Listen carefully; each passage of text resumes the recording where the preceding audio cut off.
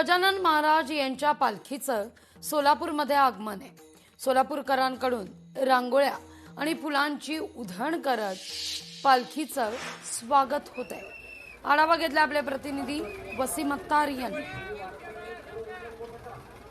संत गजानन महाराजांच्या पालखीचं सोलापूर शहरात आगमन झालेलं आणि सोलापूर शहरात आगमन झाल्यानंतर सोलापूरकरांकडून जे ते या ठिकाणी दर्शन घेत असल्याचं आपल्याला पाहायला मिळते। सोलापूर शहरात आगमन झाल्यानंतर महापौर असतील, आयुक्त असतील, त्याचबरोबर पोलीस आयुक्त असतील यांच्याकडून जे ते पालखीचं स्वागत जे आहे करण्यात आलेलं आहे। सोलापुरात गजानन महाराजांच्या पालखीचा जो आहे तो 2 दिवस मुक्काम असतो आणि या मुक्कामामध्ये मोठ्या भक्तिमय वातावरणात जे आहे ते सोलापूर शहरातील विविध भागात जे आहे ते गजानन महाराजांच्या पालखीचं आगमन आणि स्वागत जे आहे ते केलं जातं। एकंदरीत भक्तिमय वातावरण जे आहे ते सोलापूर शहरात आपल्याला या गजानन महाराजांच्या पालखीच्या माध्यमातून पाहायला मिळतं। एकंदरीतच पाहिले गेलं तर विविध उपाययोजना देखील जे आहे ते गजानन महाराजांच्या पालखीच्या स्वागतासाठी करण्यात येत असतात। त्याचबरोबर कुठल्याही प्रकारची अडचण जी आहे ते या गजानन महाराजांच्या पालखीच्या वारकरी मंडळींना किंवा यांना होऊ नये यासाठी देखील जायतो योग्य तो बंदोबस्त जो आहे तो गजानन महाराजांच्या पालखीमध्ये लावण्यात आलेला आहे। त्यामुळे मोठं भक्तिमय वातावरण जे आहे ते सोलापूर शहरात 2 दिवस जे आहे ते गजानन महाराजांच्या पालखीच्या माध्यमातून